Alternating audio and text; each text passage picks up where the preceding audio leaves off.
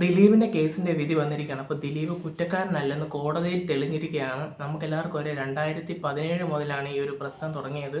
ഏകദേശം ഈ ഒരു പ്രശ്നം തുടങ്ങി ഇത്രയും വർഷമാണെങ്കിൽ പുള്ളിക്കാരനാണെങ്കിൽ ആ ഒരു ടൈമിൽ 80-85 ദിവസത്തോളം ആണെങ്കിൽ ജയിലിലൊക്കെ പോയിട്ടുണ്ടായിരുന്നു ഈ ഒരു കേസിൻ്റെ പേരിലാണെങ്കിൽ.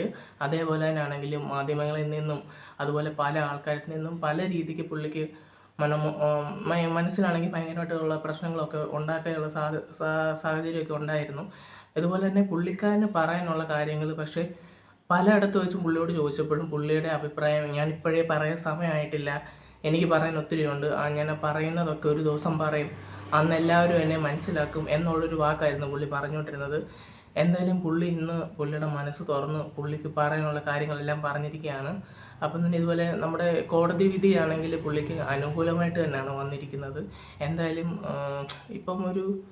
ഇപ്പം നമുക്ക് പറയാൻ പറ്റും, ചിലപ്പോഴാണെങ്കിൽ പുള്ളിയാണെങ്കിൽ ചിലർ പറയും ഇപ്പം കാശ് കൊടുത്ത് മറിച്ചതാണ് എന്നൊക്കെ പറയും. അപ്പം നിങ്ങൾ ആലോചിക്കേണ്ട ഒരു കാര്യം എന്ന് വെച്ച് കഴിഞ്ഞാൽ ഇതിനു മുമ്പും ദിലീപ് എന്ന് പറഞ്ഞു കഴിഞ്ഞാൽ ഒരു നടനാണ്. ദിലീപിനെക്കാട്ടിലും വലിയൊരു പണക്കാരന്മാരായിട്ടുള്ള പല ആൾക്കാരും ഇതുപോലെ കോടതിയിൽ കേസ് വരികയും നിൽക്കുകയൊക്കെ ചെയ്തിട്ടുള്ളതാണ്. എത്ര പേര് ഇങ്ങനെ ഊരി പോന്നിട്ടുണ്ട് എന്ന് നിങ്ങളൊന്ന് ആലോചിച്ച് നോക്കുക.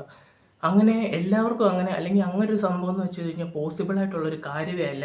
നമ്മളൊന്ന് പോലീസുകാർ അറസ്റ്റ് ചെയ്ത് കൊണ്ടുപോകുമ്പോൾ വേണം നമുക്ക് ചിലരിങ്ങനെ കൈക്കൂലിയൊക്കെ കൊടുത്ത് അല്ലെങ്കിൽ വേറെ എന്തെങ്കിലും രീതിക്ക് പെട്ടെന്ന് ഒതുക്കാൻ സാധിക്കും.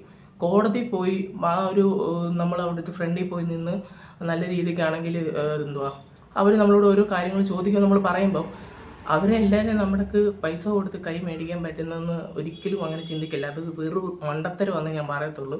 അപ്പം ഈ ഒരു വിധി നമുക്കപ്പം ഒരു മനസ്സിൽ ചിന്തിക്കുക തന്നെ ചെയ്യാം, ഇത് 100% സത്യമായിട്ടുള്ള ഒരു വിധിയാണെന്ന്.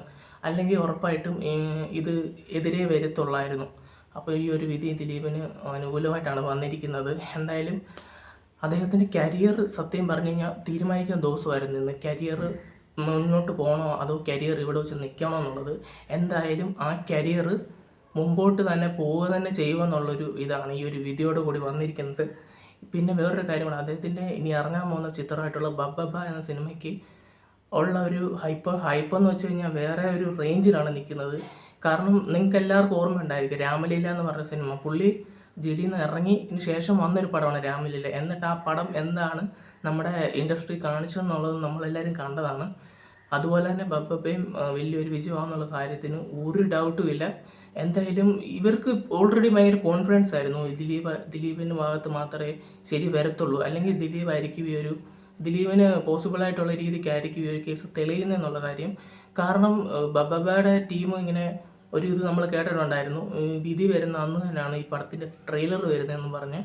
അതൊക്കെയെന്ന് വെച്ച് കഴിഞ്ഞാൽ എത്രത്തോളം കോൺഫിഡൻസ് ഉണ്ടായിട്ടാണ്. അല്ലെങ്കിൽ ഈ മാസം തന്നെ December 18 ഈ സിനിമ ഇറങ്ങുമെന്നൊക്കെ പറയുന്നതെന്ന് വെച്ച് കഴിഞ്ഞാൽ അതൊക്കെ ഒരു കോൺഫിഡൻസ് തന്നെയാണ്. എന്തായാലും ദിലീപിൻ്റെയൊക്കെ ആ ഒരു ഭാഗത്ത് ആലുവ ഭാഗത്തൊക്കെ ആണെങ്കിൽ ഭയങ്കരമായിട്ടുള്ളൊരു ആഘോഷം, അല്ലെങ്കിൽ പുള്ളിക്കാരന് വേണ്ടി നിന്ന ആൾക്കാരുടെ ഭാഗത്തു നിന്നൊക്കെ ഭയങ്കരമായിട്ടുള്ളൊരു ആഘോഷങ്ങളൊക്കെ നടക്കാൻ സാധ്യതയുണ്ടെന്നൊക്കെ ഇപ്പം കേൾക്കുന്നുണ്ട്. എന്തായാലും പുള്ളിക്കാരനാണെങ്കിൽ ഇനിയെങ്കിലും ഒരു സമാധാനത്തോടെ ഇരിക്കട്ടെ. ഈ ഒരു കാര്യങ്ങളൊക്കെ ഇനിയും മൈൻഡിൽ നിന്ന് മാച്ച് കളഞ്ഞിട്ട് പുള്ളിയുടെ ആ ഒരു കരിയർ പുള്ളി നല്ല രീതിക്ക് ഇനി ബിൽഡ് ചെയ്ത് പോട്ടെ എന്ന് നമ്മൾ ആഗ്രഹിക്കുകയാണ്. എന്തായാലും ഇന്നത്തെ വീഡിയോ ഇത്രയൊക്കെ ഉള്ളൂ. നിങ്ങളപ്പം നിങ്ങളുടെ അഭിപ്രായം എന്താണെന്നുള്ളത് നിങ്ങൾ കമൻറ്റ് ചെയ്യുക. ഞാൻ പറഞ്ഞത് കോടതി വിധി വന്നു. കോടതി വിധി എന്ന് വെച്ച് കഴിഞ്ഞാൽ ഫൈനലാണ്. അപ്പം അതിലാണ് എല്ലാം ഇരിക്കുന്നത്. പുള്ളി അത്രത്തോളം ആ സംഭവം ചെയ്തിട്ടുണ്ടെങ്കിൽ ഉറപ്പായിട്ടും പുള്ളി പ്രതിയാകേണ്ടതാണ്, അല്ലെങ്കിൽ പുള്ളിയെ വീണ്ടും അവർ നല്ലൊരു ശിക്ഷയൊക്കെ കൊടുക്കേണ്ടതാണ്. പക്ഷെ അങ്ങനെ കൊടുത്തില്ല. അതിനർത്ഥം പുള്ളി അപ്പം നിരപരാധിയാണെന്ന് തന്നെയാണ് അതിനർത്ഥം. നമ്മളിപ്പോൾ എല്ലാവരും അല്ല പുള്ളി നിരപരാധിയല്ല, പുള്ളി അങ്ങനെ ചെയ്തു ഇങ്ങനെ ചെയ്തു എന്ന് വേണം നമുക്ക് ഇവിടെ ഇരുന്ന് പറയാം. പക്ഷേ നമ്മുടെ തെളിവുകളില്ല. കോടതിയുടെയിലാണെങ്കിൽ തെളിവുകളും കാര്യങ്ങളും എല്ലാം ഉണ്ട്. അപ്പോൾ ആ കോടതി തീരുമാനിച്ച ഒരു വിധിയാണിത്. അപ്പോൾ എന്തായാലും നമ്മൾ പറഞ്ഞ പോലെ തന്നെ നിങ്ങൾ നിങ്ങളുടെ അഭിപ്രായം കമൻറ്റ് ചെയ്യുക. അപ്പം ബൈ.